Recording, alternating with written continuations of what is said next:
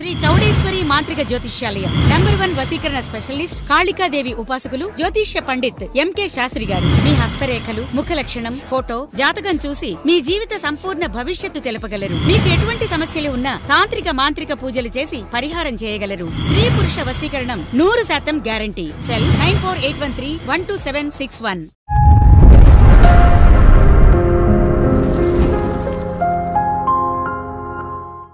నమస్తే friends, welcome to CR ముచ్చట్లు. అరవింద్ కేజ్రీవాల్ ఇతను 1968 ఆగస్టు 16న హర్యానాలోని ఈసార్లో ఒక మధ్యతరగతి కుటుంబంలో జన్మించాడు. తండ్రి గోవింద్ రామ్ కేజ్రీవాల్, తల్లి గీతాదేవి. అరవింద్ కేజ్రీవాల్ కి మనోజ్ అనే తమ్ముడు, రంజన అనే చెల్లెలు కూడా ఉంది.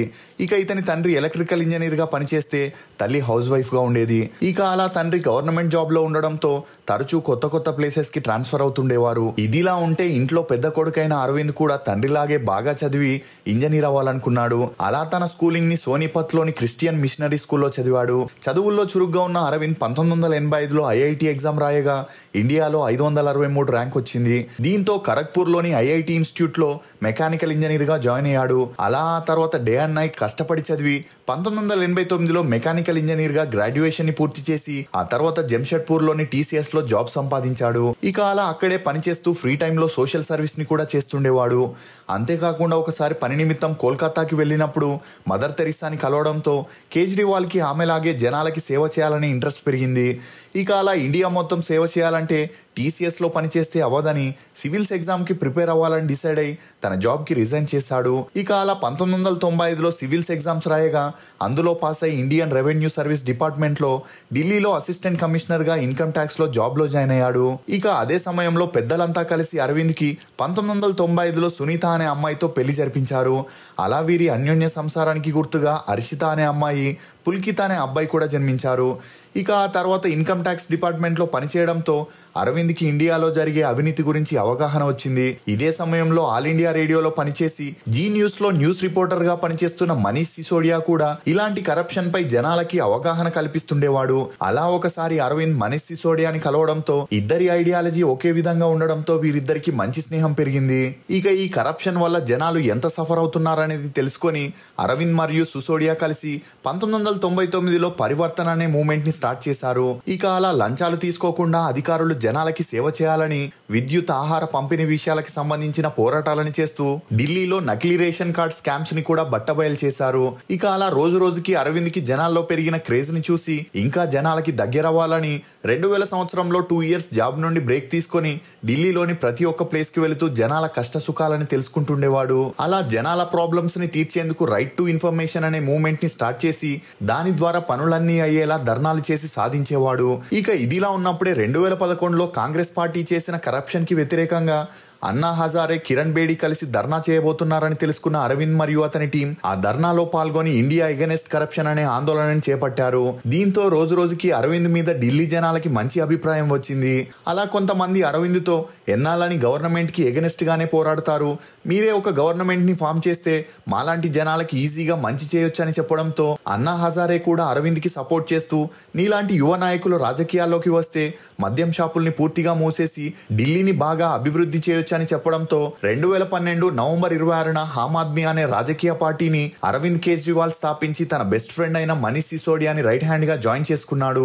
ఇక అలా 2013 డిసెంబర్ 4న జరిగిన ఢిల్లీ శాసనసభ ఎన్నికల్లో 3 సార్లు ఢిల్లీ ముఖ్యమంత్రిగా పనిచేసిన షీలా దీక్షిత్ పై 25,864 ఓట్ల మెజారిటీతో అరవింద్ కేజ్రీవాల్ మొదటిసారి గెలుపొందాడు. ఇక అలా 70 నియోజకవర్గాల్లో ఎలక్షన్స్ జరిగితే బీజేపీ 31 సీట్లను గెలిస్తే ఆమ్ ఆద్మీ పార్టీ 28 సీట్లను గెలిచింది. దీంతో కాంగ్రెస్ యొక్క 8 మంది ఎమ్మెల్యేలని, 2 ఇండిపెండెంట్ ఎమ్మెల్యేలని తమ వైపు చేర్చుకొని ఆమ్ ఆద్మీ పార్టీ అధికారంలోకి వచ్చింది. ఇక అలా అరవింద్ కేజ్రీవాల్ మొదటిసారిగా తన 45వ ఏటకి 2013లో ముఖ్యమంత్రిగా ప్రమాణ స్వీకారం చేశాడు. అలా మొదటిగా కరప్షన్ మీద తన ఉద్యమాన్ని ప్రారంభించి రిలయన్స్ ఇండస్ట్రీ అధినేత ముఖేష్ అంబానీ కాంగ్రెస్ పార్టీ అధికారంలో ఉన్నప్పుడు అధికారులకి లంచాలిచ్చి చాలా వరకు టెండర్స్ ని సొంతం చేసుకొని అవినీతికి పాల్పడ్డాడని ఆరోపించి లోక్సభలో ఇదే విషయంపై జన్ లోక్పాల్ అనే బిల్లుని ప్రవేశపెట్టాలని చేయాలని ప్రయత్నించినా అందుకు సెంట్రల్ లో ఉన్న కాంగ్రెస్ గవర్నమెంట్ ఒప్పుకోలేదు. దీంతో అరవింద్ కేజ్రీవాల్ సెంట్రల్ గవర్నమెంట్ తన పనులకి అడ్డొస్తుందని, ఫ్రీడమ్ ఇవ్వట్లేదని మీడియాకి చెబుతూ కాంగ్రెస్ తో కలిపి ఏర్పాటు చేసిన తన ప్రభుత్వాన్ని గవర్నమెంట్ ఫామ్ అయిన 49 రోజులకే రద్దు చేసి ముఖ్యమంత్రి పదవికి రాజీనామా చేస్తున్నట్లు అనౌన్స్ చేశాడు. ఇక అలా ముఖ్యమంత్రి పదవిలో ఫ్రీడమ్ లేదని కేజ్రీవాల్ లోక్సభ ఎన్నికల్లో ఎంపీగా పోటీ చేయాలని డిసైడ్ అయ్యాడు. అలా వారణాసిలో నరేంద్ర మోడీతో అరవింద్ కేజ్రీవాల్ పోటీ పడ్డాడు. ఇక అలా కేజ్రీవాల్ మోడీ చేతుల్లో 3,71,784 ఓట్ల తేడాతో ఓడిపోయాడు. ఇక అలా ఈ ఓటమితో 2015లో ఢిల్లీ శాసనసభ ఎన్నికల్లో మళ్లీ ఆమ్ ఆద్మీ పార్టీ పోటీ చేయగా 70 సీట్లకి 67 స్థానాలను పొంది విజయం సాధించడంతో కేజ్రీవాల్ మళ్లీ ఢిల్లీ ముఖ్యమంత్రిగా తిరిగి ఎన్నికయ్యాడు. ఇక అలా కేజ్రీవాల్ 5 సంవత్సరాలు అధికారంలో ఉన్న ఢిల్లీలో ఎలాంటి డెవలప్మెంట్ జరగకపోవడంతో అందరూ కేజ్రీవాల్ ని విమర్శించడం మొదలెట్టారు. దీంతో కేజ్రీవాల్ కేంద్ర ప్రభుత్వం నుండి ఎలాంటి ఫండ్స్ తనకి రావట్లేదని, తను చేసే పనులన్నింటికీ అడ్డుపడుతుందని చెప్పి ఆ సింపతితో 2020 ఎలక్షన్స్ లో పోటీ చేసి 62 స్థానాల్లో గెలవడం జరిగింది. ఇక అలా మళ్ళీ అరవింద్ కేజ్రీవాల్ సీఎం అవడంతో తన క్లోజ్ ఫ్రెండ్ అయిన మనీష్ సిసోడియాని డిప్యూటీ సీఎం గా ఎంపిక చేశాడు. ఇక ఇదిలా ఉన్నప్పుడే అప్పటి వరకు గవర్నమెంట్ కంట్రోల్లో ఉన్న మద్యం షాపులని ప్రైవేటీకరణ చేయాలని, దీనివల్ల గవర్నమెంట్ కి జరిగే ప్రయోజనాలని రిపోర్టుగా ఇవ్వమని ఢిల్లీ గవర్నమెంట్ 3 మంత్రులతో ఒక కమిటీని ఏర్పాటు చేసింది. ఇక అలా కమిటీ ఇచ్చిన రిపోర్ట్ ప్రకారం ప్రైవేట్ వారికి మద్యం షాపులు ఇవ్వడం వలన గవర్నమెంట్ కి 950 కోట్ల ఇన్కమ్ వస్తుందని చెప్పడంతో అప్పటి వరకు ఢిల్లీలో 22 వైన్ షాపులు ఉండగా ఆ తర్వాత గవర్నమెంట్ కొత్తగా 849 షాపులను ఓపెన్ చేసేందుకు ప్లాన్ చేసింది. ఇక అలా 871 వైన్ షాపులని ప్రైవేటీకరణ చేస్తే ఢిల్లీ గవర్నమెంట్ కి కోట్లలో లాభం వస్తుందని ఆలోచించారు. ఇక అలా ప్రైవేట్ వ్యక్తులు మద్యం అమ్మాలంటే L1 లైసెన్స్ ని తీసుకుంటూ గవర్నమెంట్ కి 5 కోట్ల వరకు డబ్బుల్ని చెల్లించాల్సి ఉంటుంది. కానీ ఆమ్ ఆద్మీ పార్టీ వారు ఎక్కువ డబ్బులు ఎవరిస్తే వారికే L1 లైసెన్స్ ని ఇవ్వడం మొదలెట్టారు. ఇక అలా ఈ కొత్త పాలసీ 2021 నవంబర్ లో అమల్లోకి వచ్చింది. అలా ఈ పాలసీ ద్వారా రీటైలర్ తనకి నచ్చిన ప్రైస్ ట్యాగ్ ని బాటిల్ మీద పెట్టుకొని మధ్యరాత్రి 3 గంటల వరకు లిక్కర్ షాప్ ని ఓపెన్ చేసి హోమ్ డెలివరీ సౌలభ్యాన్ని కూడా కల్పించడం జరిగింది. ఇక ఇదిలా ఉన్నప్పుడే కరోనా రావడం, దీంతో రీటైలర్ కి నష్టం వచ్చిందని వారు గవర్నమెంట్ కి కట్టాల్సిన 145 కోట్లని డిప్యూటీ సీఎం గా ఉన్న మనీష్ సిసోడియా క్యాన్సిల్ చేశాడు. దీంతో గవర్నమెంట్ కి ప్రాఫిట్ రాకపోగా 145 కోట్ల నష్టం రావడంతో లెఫ్టినెంట్ గవర్నర్ సెంట్రల్ గవర్నమెంట్ కి ఇదే విషయంపై లెటర్ రాయడం జరిగింది. దీంతో సెంట్రల్ గవర్నమెంట్ ఈ విషయంపై నరేష్ కుమార్ అనే వ్యక్తిని సెక్రటరీగా అపాయింట్ చేయడం జరిగింది. ఇక అలా ఇతని ఇన్వెస్టిగేషన్ లో ఈ పాలసీలో అవినీతి జరిగిందని, 100 కోట్ల లంచాలు తీసుకున్నారని, ఇందులో పెద్ద పెద్ద వాళ్ళు ఇన్వాల్వ్ అయ్యారని చెప్పడంతో గవర్నర్ ఈ కేసుని సిబిఐకి అప్పగించగా 15 మందితో కూడిన టీం ఇన్వెస్టిగేషన్ ని మొదలు పెట్టడం జరిగింది. ఇక అలా సెంట్రల్ గవర్నమెంట్ కి లెఫ్టినెంట్ గవర్నర్ కి తెలియకుండా 145 కోట్ల ట్యాక్స్ ని క్యాన్సిల్ చేసిన మనీష్ సిసోడియాని ముందుగా అరెస్ట్ చేయడం జరిగింది. అలా ఆ తర్వాత మద్యం షాపుల లైసెన్స్ లో వచ్చిన డబ్బులు దినేష్ అరోరా, అమిత్ అరోరా, అర్జున్ పాండే ద్వారా చేతులు మారాయని తెలుసుకొని వారిని కూడా సిబిఐ అదుపులోకి తీసుకోవడం జరిగింది.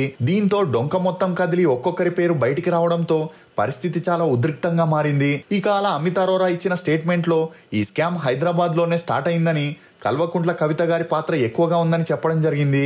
ఎందుకంటే ఢిల్లీ లిక్కర్ లైసెన్స్ లో ఇండో స్పిరిట్ వారు 30% వైన్ షాప్స్ ని తీసుకున్నారని, ఇది కవితకి సంబంధించిన కంపెనీ అని, మిగతా 65% కూడా కవిత టీంలో వారిదే అని చెబుతూ ఆ లైసెన్స్ల కోసం 100 కోట్లు ఇచ్చారని చెప్పుకురావడం జరిగింది. అంతేకాకుండా 2022లో జరిగిన ఎలక్షన్స్ లో 600 కోట్లకి పైగా బాండ్స్ రూపంలో స్కామ్ జరిగినట్లు తెలిసి ఈడీ షాక్ కి గురైంది. ఇక అలా 24 మందిని అరెస్ట్ చేయగా అందులో కొంతమంది అప్రూవల్ గా మారి ఇదంతా కింగ్ పిన్ గా ఉన్న అరవింద్ కేజ్రీవాల్ ద్వారానే జరిగిందని ఆరోపణలు రావడంతో ఈడీ 9 సార్లు కేజ్రీవాల్ కి సమన్లను పంపించిన కేజ్రీవాల్ మాత్రం అదంతా పట్టించుకోలేదు. అంతేకాకుండా హైకోర్టులో ఈడీ నుండి తనకి ప్రెషర్ లేకుండా చూడమని అప్పీల్ చేయగా ఇతని రిక్వెస్ట్ ని కోర్టు రిజెక్ట్ చేసింది. ఎందుకంటే 9 సార్లు సమన్లను పంపించిన ఈడీ విచారణకి వెళ్లకపోవడంతో కోర్టు కేజ్రీవాల్ కి ప్రొటెక్షన్ ఇవ్వలేమని తేల్చి చెప్పేసింది. దీంతో ఈడీ మరియు సిబిఐ 2024 మార్చి 21న కేజ్రీవాల్ ఇంటిని సెర్చ్ చేసి అతన్ని అరెస్ట్ చేయడం జరిగింది. ఇక అలా ఈడీ కేజ్రీవాల్ ని కోర్టులో హాజరుపరచగా అందులో ఈడీ తరపున లాయర్స్ మాట్లాడుతూ ఈ లిక్కర్ స్కామ్ లో కింగ్ పిన్నే అరవింద్ కేజ్రీవాల్ అని, ప్రైవేట్ కంపెనీల నుండి లిక్కర్ స్కామ్ లో లంచాలు తీసుకొని గోవా ఎలక్షన్స్ లో 600 కోట్ల డబ్బు చేతులు మారినట్లు ప్రూఫ్స్ ఉండడంతో ఇతను ఒక కరప్టెడ్ సీఎం అని చెప్పడం జరిగింది. దీంతో ఈడీ కేజ్రీవాల్ ని 10 రోజులు కస్టడీలోకి ఇవ్వాలని, ఇంకా ఇలాంటి స్కామ్లు ఎన్ని జరిగాయో బయటికి లాగుతామని చెప్పడంతో కోర్టు ఈడీకి 7 రోజుల సమయం ఇవ్వడం జరిగింది. ఇక అలా 7 రోజుల తర్వాత కేజ్రీవాల్ ని మళ్ళీ కోర్టులో హాజరుపరిస్తే అతను చేసిన స్కామ్ ప్రూవ్ అయి జైలుకు పోతాడో లేక బెయిల్ మీద బయటకు వస్తాడో చూడాలి మరి. కానీ అరవింద్ కేజ్రీవాల్ కి బెయిల్ దొరకడం అసాధ్యం అనే మాటలు కూడా వినిపిస్తున్నాయి. అలా కేజ్రీవాల్ ని ఈడీ తర్వాత సిబిఐ కస్టడీ కోరే అవకాశం ఉంది. దీంతో కేజ్రీవాల్ ఢిల్లీ ముఖ్యమంత్రిగా రాజీనామా చేయాలనే వార్తలు కూడా వినిపిస్తున్నాయి. ఇక ఇప్పటికే లెఫ్టినెంట్ గవర్నర్ గా ఉన్న వినయ్ కుమార్ సక్సేనా కేజ్రీవాల్ ని రాజీనామా చేయమని ప్రెజర్ ఇస్తున్నా కేజ్రీవాల్ మాత్రం తాను రాజీనామా చేయనని, జైల్లో ఉండే ప్రభుత్వాన్ని నడుపుతానని పట్టువదలని విక్రమార్కుల్లా ఉంటున్నాడు. ఇక ఒకవేళ కేజ్రీవాల్ అపరాధిగా ప్రూవ్ అయితే అప్పుడు తప్పకుండా తను సీఎం పదవికి రాజీనామా చేయాల్సి వస్తుంది. ఇక అలా కేజ్రీవాల్ రాజీనామా తర్వాత ఢిల్లీ సీఎం క్యాండిడేట్ గా ఇద్దరు పేర్లు బయటకు వినిపిస్తున్నాయి. ఒకటి కేజ్రీవాల్ భార్య సునీత అయితే మరొకరు కేజ్రీవాల్ కి మంచి స్నేహితురాలు ఎమ్మెల్యే అయిన అతిషీ సింగ్ అనే చెప్పొచ్చు. ఇదిలా ఉంటే కేజ్రీవాల్ కి మొదట్లో రాజకీయాల్లో సపోర్ట్ చేసిన అన్నా హజారే కూడా విమర్శిస్తూ తను మొదట్లో మద్యం షాపులు బంద్ చేపిస్తా అని ప్రామిస్ చేసి ఆ తర్వాత తన మాట తప్పాడని, అందుకే అతను చేసిన పాపాలే ఈ రోజు జైలుకి వెళ్లడానికి కారణమయ్యాయని విమర్శిస్తున్నారు. ఇది ఫోక్స్ ఢిల్లీ సీఎం అరవింద్ కేజ్రీవాల్ అరెస్ట్లోని కొన్ని నమ్మలేని నిజాలు.